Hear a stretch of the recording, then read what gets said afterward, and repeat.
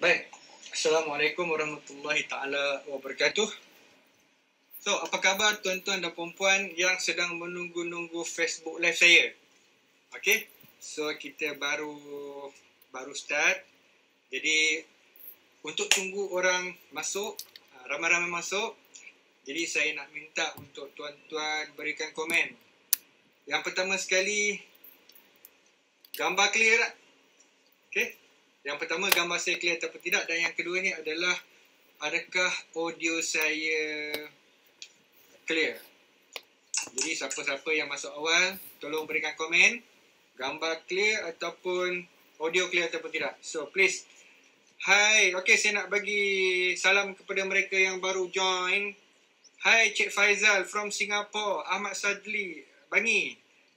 Aiman, Morin daripada Sarawak. Zack, apa khabar Zack? Wan Rohaida, Cikgu Steven, Helmi Yaakob. Wah, sudah 78 orang. Hai, Azinuddin, Syafiq Rohaizat, Cik Zulkifli daripada Ipoh.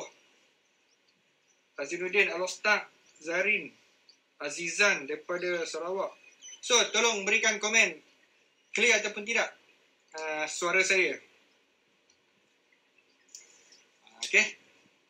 Jadi, kita ni nombor 1 dah masuk minggu ke-5 PKP. Jadi semua orang stay at home safely. Semoga kita semua selamat, tak ada kena sebarang masalah, tak ada kena COVID-19. Dan yang keduanya, untuk orang yang beragama Islam, besok kita mungkin most likely kita akan puasa. Jadi sebab tu saya buat Facebook Live ni hari ni. Sebab saya nak bagi tuan-tuan offer sebelum puasa. So, apa offernya? Kejap lagi kita cerita pasal dinner. Jadi, mungkin dinner ini adalah dinner raya untuk tuan-tuan dan perempuan sekalian. So, okey, dah ada 158 orang. So, bagus-bagus. Okay. Saya nak minta tolong sikit. Mohon tuan-tuan dan perempuan klik butang share. Klik butang share supaya ramai lagi orang boleh dengar Facebook Live ni, boleh dengar dan boleh ambil bahagian dalam Facebook Live. So, tolong tekan butang share. Tekan laju-laju, tekan butang share. Ramai orang boleh dengar. Baik. Hari ini, hari yang sangat special sebab Public Gold akan melancarkan dinar emas local minted. Apa maksud dinar emas local minted? Maksud dia dinar emas ni dibuat di Malaysia. Kenapa Public Gold buat dinar emas local minted? Sebab ini adalah permintaan daripada orang ramai. Mereka nak dinar yang boleh dipegang. Jadi dinar Public Gold ni di sekarang ni dia ada satu saja, kita panggil dinar LBMA. Ni rupa dia. So dinar ini cantik, datang daripada Turki, 999.9. Cuma dia tak boleh buka pegang. Dulu sebelum zaman GST, Public Gold ada keluarkan local minted dinar. Sebelum zaman GST, ketulinan dia 22K916. Kemudian bila datang zaman GST, kita tukar kepada dinar LBMA. Dan sekarang GST pun dah tak ada. Maka ada request untuk buat dinar lokal yang boleh dibuka sarung dan pegang. Jadi Public Gold mendengar tuan-tuan punya cadangan. One of the cadangan yang paling popular, paling famous sekali. So Public Gold dengar. Dan hari ni adalah hari launching dia. Okay. So sempena hari launching, kita akan buat special offer. Baik. Sekarang ni, saya nak bagi tahu kita ada tiga bahagian dalam Facebook Live saya. Yang pertama, saya akan educate tuan-tuan dan perempuan. Yang pertama tentang sejarah dinar. Apa beza di antara dinar emas dan juga jongkong emas. Okay, so yang pertama sekali cerita. Part yang kedua, of course, kita akan buat offer. Kita akan buat special offer untuk mereka yang nak beli dinar dan untuk mereka yang nak jadi dealer Public Gold. Dan part 3 adalah lucky draw, cabutan bertuah untuk Facebook Live saya yang bulan lepas. Jadi hadiah utama dia gold bar 10 gram. So siapa pemenang gold bar 10 gram, kejap lagi kita akan tahu. Baik. Saya nak tengok berapa ramai. Oh, 344 orang. Okey, dah ramai dah. Terima kasih. Tolong share lagi biar sampai 1000 orang tu. Hari special ni. Baik, tuan-tuan. Saya nak cerita sikit nombor 1, sejarah dinar.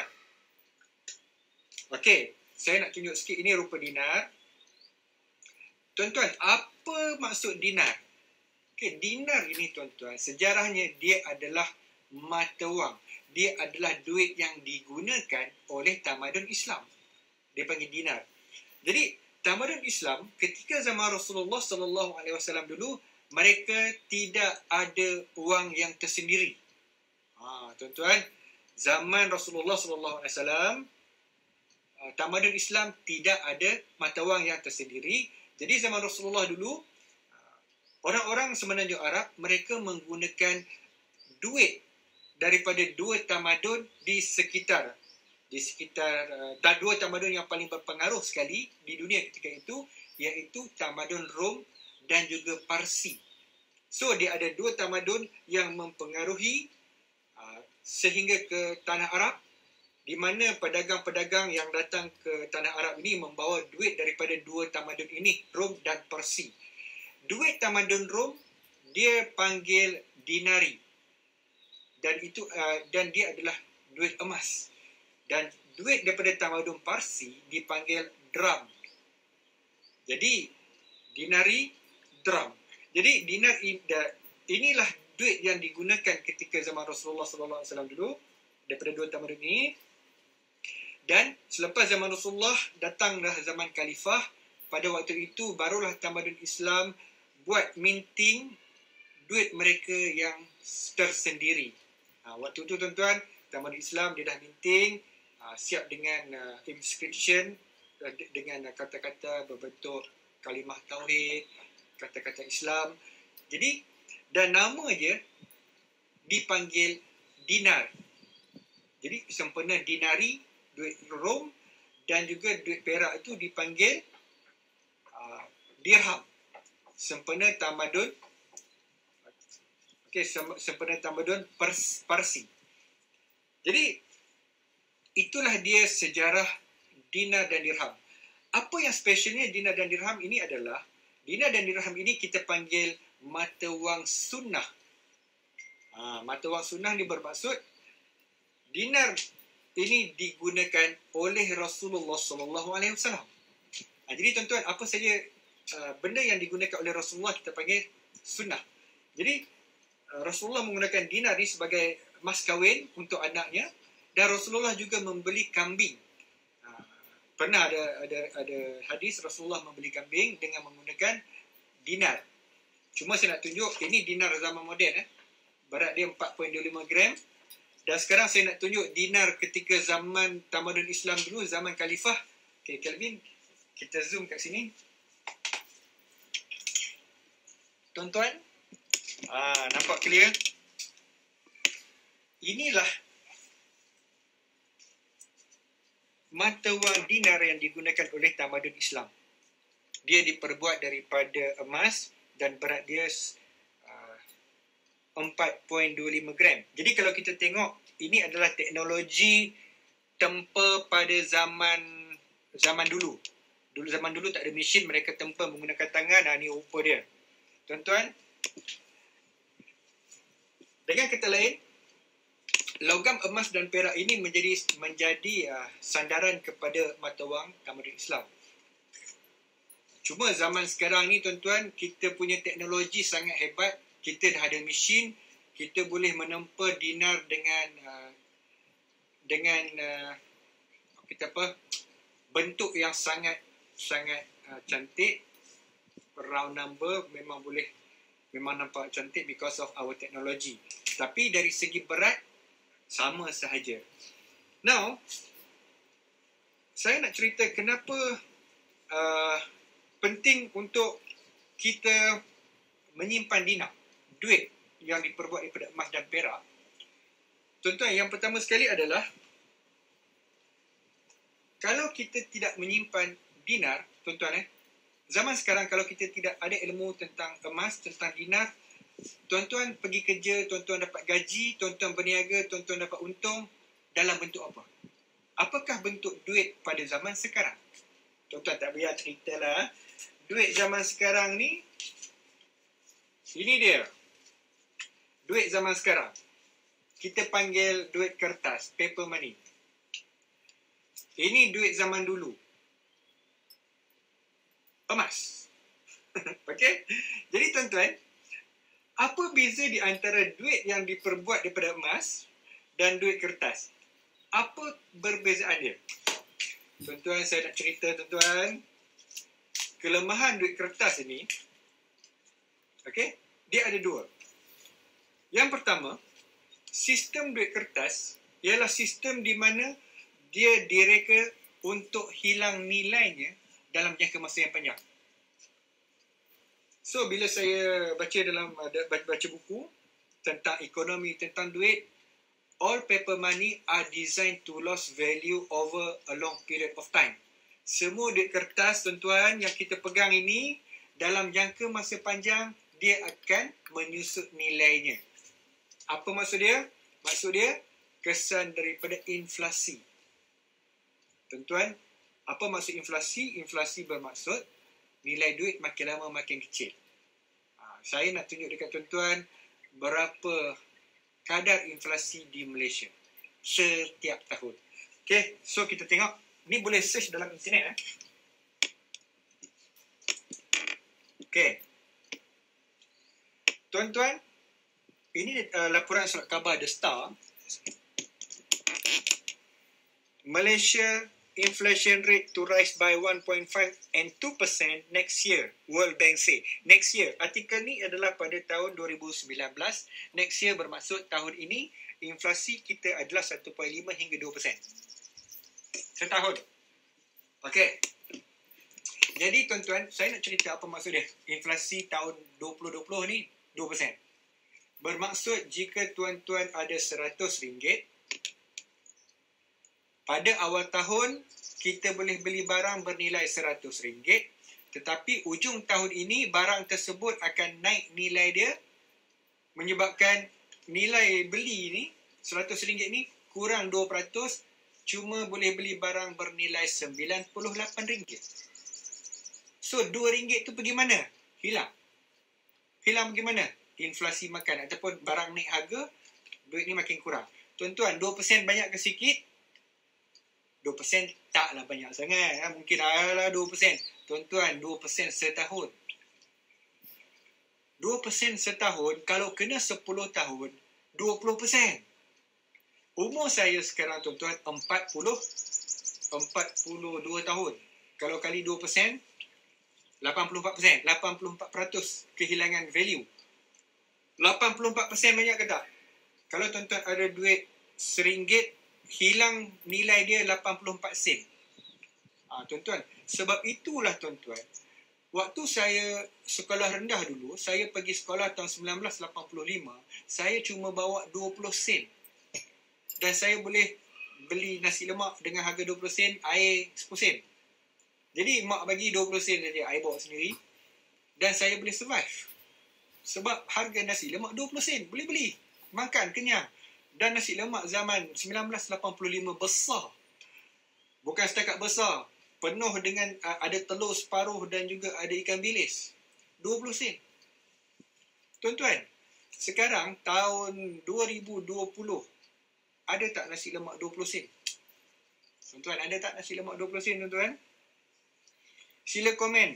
500 orang tengah tengok Facebook live saya ni. Ada tak nasi lemak sekarang harga 20 sen? Sila komen. Ada ke tidak ada?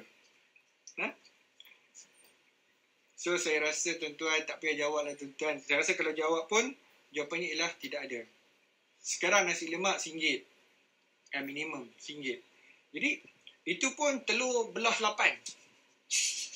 Telur, bukan belah separuh belah 8. Belah 1, 2, belah 2, 4, belah lagi kot ni, belah lagi kot ni.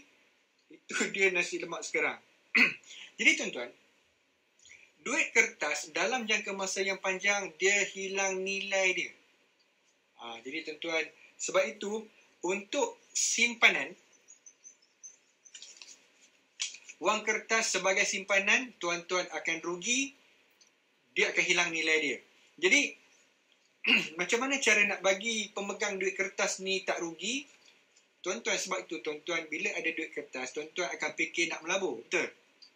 Setiap kali kita ada duit, kalau kita nak dapat untung ataupun kita nak beat inflation, kita akan cari tempat untuk melabur. Sebab tu duit orang letak di ASB, tabung haji, unit trust. Why? Pegang inflasi makan. So, melabur lah, terpaksa melabur. Sebab at least beat the inflation. Yang kedua, make some profit lah. Itu dia. Wang kertas terpaksa dilaburkan untuk mengelakkan daripada kehilangan nilai. Cuba tuan-tuan bayangkan sekiranya kita menggunakan duit emas. Emas adalah duit. Tuan-tuan, kita tak payah melabur. Sebab emas pada dirinya sendiri dia kalis inflasi. Jadi tuan-tuan, kenapa kalau emas ni jadi duit dia kalis inflasi?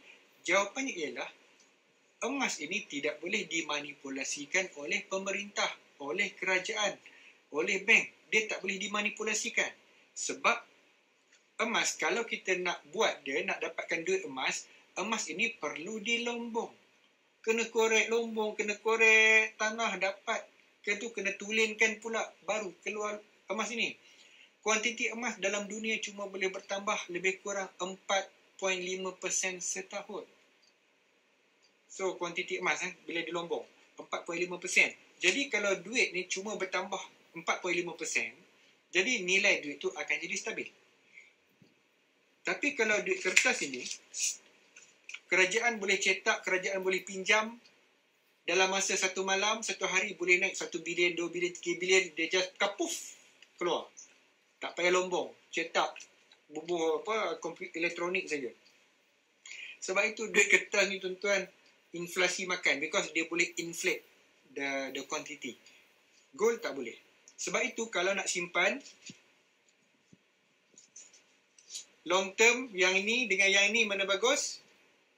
Jawapan dia ialah gold. Tak payah invest, dia stable. Dia beat the inflation over the long run. Jadi tuan-tuan, kalau nak tanya kenapa nak simpan duit emas ya? Because of the number one, kita nak protect daripada inflasi. Kita tak nak kita jadi semakin miskin. Dulu 20 sen kaya. 20 sen zaman 1985. Banyak, besar.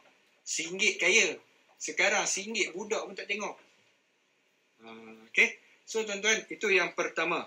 So siapa yang faham nombor 1 kenapa nak simpan gold, sila komen. Okey, saya dah faham kenapa nak kena simpan gold. Baik. Tuan-tuan, silalah komen. Okey, saya nak tengoklah tuan-tuan punya komen, saya nak baca. Hai Irina, hai Yazid, hai Cik Herman, hai Dr. Syafiq. Sarah Sulaiman, duit kertas memang main cetak, fotokopi pun ada. Betul tu, okey. Gold is the best. Baik. Tu yang pertama. Kenapa nak beli dan kenapa nak simpan emas. Yang kedua, ada orang dia nak invest, nak melabur. Jadi tadi saya cerita, duit kertas, kita terpaksa melabur. Kita terpaksa melabur dekat mana? ASB, tabung haji, unit trust untuk mencari pulangan. Jadi kita terpaksa cari kat mana tempat nak letak duit ni. Tetapi kalaulah kita ni bijak, tuan-tuan yang menonton Facebook Live saya ni, tuan-tuan tak payah fikir panjang, tuan-tuan ambil duit, tuan-tuan tukar jadi emas. Okay? Jadi ini adalah simpanan dan dalam masa yang sama, emas ini juga jadi tuan-tuan punya pelaburan. Apa maksud pelaburan? Maksud dia ialah tuan-tuan tukar jadi duit ni, jadi emas. Dan tuan-tuan berharap semoga harga dia naik tinggi. Bukan sekadar beat inflation, tetapi juga naik yang tinggi banyak sehingga boleh menjadi keuntungan kepada tuan-tuan. Boleh tak emas jadi pelaburan? Jawapannya sangat boleh. Lumayan ataupun tidak emas ni jadi pelaburan? Untung banyak ataupun tidak? Tuan-tuan, saya bukan nak jawab, saya nak tunjuk fakta. Untung ataupun tidak sebagai pelaburan? Okey, Kelvin, sekarang kita tengok. Baik. Di hadapan tuan-tuan ini, saya buka website goldprice.org. Website goldprice.org ni dia tracking harga emas dunia. Okay. So, tuan-tuan kalau tengok, kalau tuan-tuan menyimpan emas sebagai pelaburan, bukan setakat dia beat inflation 2% setahun, tetapi juga harganya naik dalam jangka masa yang panjang. So, we are talking about simpan emas untuk jangka masa yang panjang. Contoh, simpan emas untuk sehari rugi 0.46%. Cik Syukur, simpan emas sehari rugilah 0.46%. Saya nak bagi nasihat, jangan simpan emas sehari, okey? Mana ada orang beli emas untuk simpanan sehari. Kita beli emas untuk jangka masa yang lebih panjang daripada sehari. Contohnya, 30 hari. Even 30 hari pun saya tak recommend lah. Walaupun 30 hari, harga emas ada naik 4.11%. Dalam masa 6 bulan, naik 19%. Dalam masa setahun, 42%. Tuan-tuan, pelaburan apa yang naik 42% setahun dalam waktu sekarang ni? Waktu zaman gawat COVID-19 dengan political instability dekat Malaysia. Tuan-tuan nak parking duit kat mana? ASB, tabung haji. Boleh lawan. So, kenapa harga emas naik banyak? Because sekarang ni timing is correct. Sekarang timing untuk emas sangat sesuai sebab sekarang ni zaman kegawatan ekonomi because of COVID-19. Virus COVID-19, semua orang duduk dekat rumah, semua orang tak boleh keluar, bisnes ada yang bankrupt, ada yang merudum jatuh teruk, orang hilang pekerjaan. So, it's a very bad news. Jadi, bila zaman bad news ni, orang takut ni, orang takkan buat bisnes. Sebab potensi untuk rugi itu lebih besar. Jadi, orang akan letak duit ni ke dalam instrumen yang selamat. Okey, iaitu emas. Emas sekarang ni, dia dalam kategori aset selamat. Sebab itu setahun naik 42%, 5 tahun naik 74%. Pasal apa? Pasal sebelum zaman kenaikan harga emas dia ada jatuh tahun 2012, 2013, 2014 dia ada jatuh. Lepas tu dia naik balik. Kalau 5 tahun 74%, tak banyak. Tapi kalau 20 tahun 604%. 20 tahun. Okay, so tunjuk muka saya balik. Jadi tuan-tuan, emas kalau sebagai pelaburan, dia punya rule of thumb, semakin lama kita simpan, semakin bagus. Jadi tuan-tuan, ada orang tanya saya, Cik Syukur, sampai bila saya nak simpan emas? Bila saya nak jual? Kalau kita asyik simpan, asyik beli saja, bila masa nak jual emas? Jawapannya ialah, bila nak pakai duit. Tuan-tuan cuma jual emas bila nak pakai duit. Kalau tak nak pakai duit, tak payah jual. Kalau setakat seronok syok-syok jual, harga emas dah naik lah, nak jual syok-syok, bukan nak pakai duit lah, syok-syok saja. Nanti bila tuan-tuan jual, tuan-tuan dapat duit, tuan-tuan akan jam. Tuan-tuan akan kematu kepala otak sebab bila dapat duit, tak tahu nak buat apa. Jadi, jual emas bila nak pakai duit sahaja. Anak nak pergi universiti, jual emas. Tuan-tuan nak pergi umrah, jual emas. Tuan-tuan nak beli tanah, jual emas. Tuan-tuan nak guna untuk apa saja yang perlukan duit, barulah jual emas. Kalau tak perlu, simpan elok-elok. Simpan lama-lama. Okay? Kemudian, apa lagi sebab untuk simpan emas? Jadi pada pendapat saya, yang ketiganya ialah emas ni boleh jadi hadiah ataupun harta yang bagus untuk tuan-tuan ataupun untuk diberikan kepada anak, kepada cucu cicit ataupun kawan. Sekarang ni tuan-tuan, bila kita tidak ada ilmu emas, apa hadiah yang tuan-tuan bagi kepada kawan-kawan, kawan dapat anak, kawan berumah tangga, ataupun anak dapat keputusan cemerlang, ataupun duit raya anak-anak. Tuan-tuan kalau tidak ada ilmu emas, tuan-tuan bagi apa dekat diorang? Mungkin tuan-tuan bagi gadget, mungkin bagi handphone, ataupun bagi beg duit, ataupun bagi beg tangan, ataupun bagi benda-benda yang cepat rosak. Jadi tuan-tuan, benda-benda macam ni kalau tuan-tuan bagi sebagai hadiah, dia tidak kekal lama. Jadi tuan-tuan tengok-tengok dah rugi, dah rosak. Kalau kawan dapat anak, bagi dekat kawan 1 dinar, ataupun 1 gram, ataupun 0.5 gram, tak kisahlah, bagi emas. Agak-agak emas tu dia akan simpan ataupun tidak? Jawapannya adalah emas tersebut akan disimpan oleh kawan-kawan anda. Dia akan menghargai emas tersebut. Jadi tuan-tuan, nak bagi hadiah, bagilah emas. So,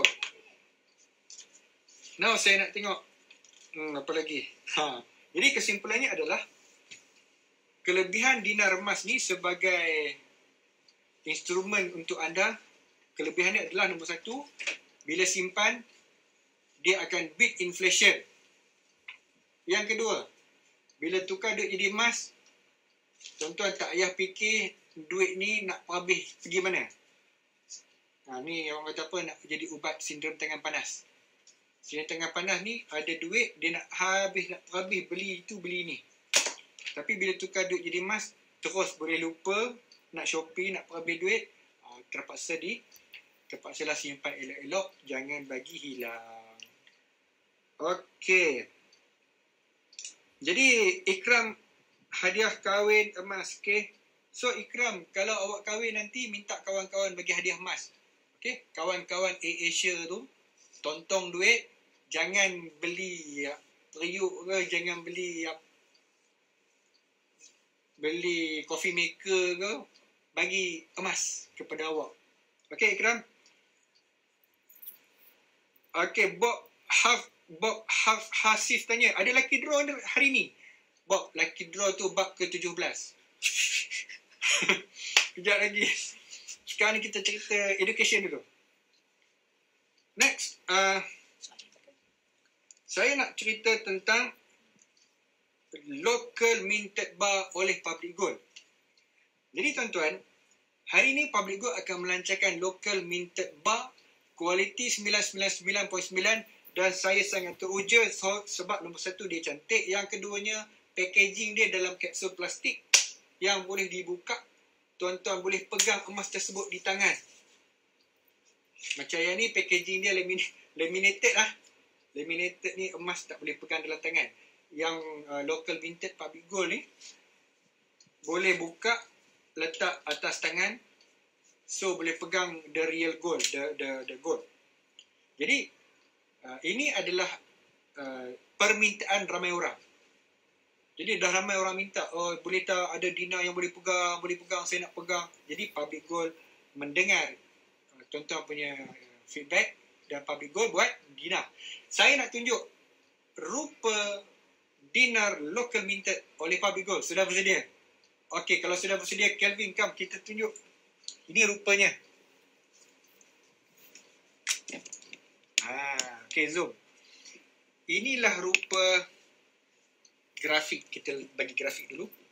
Inilah rupanya dinar. 1 dinar local minted. Kualiti dia 999.9. Dan dalam kapsul plastik dan boleh buka sarung. Tuan-tuan boleh pegang. Sekarang ni pegang gambar je. Sebab kilang sekarang ni kilang tak boleh buat lagi. Kilang sekarang ni kena tutup PKP. PKP ni tuan-tuan, kilang emas pun kena tutup. Nanti bila PKP punya undang-undang dah ditamatkan, kilang terus akan buat dinar ini untuk tuan-tuan. Okay, now kita ada design yang kedua. 5 dinar. Okay. 5 dinar. Ini rupa dia.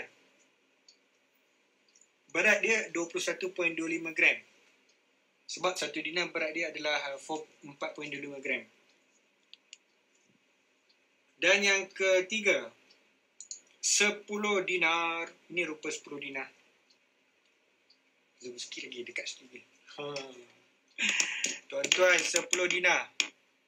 Zaman Rasulullah SAW, 1 dinar boleh beli seekor kambing. 10 dinar tuan-tuan boleh beli 10 ekor kambing. Okey, buat apa? Mungkin nak buat korban akikah ataupun kambing golek. Okey. So, ini dia.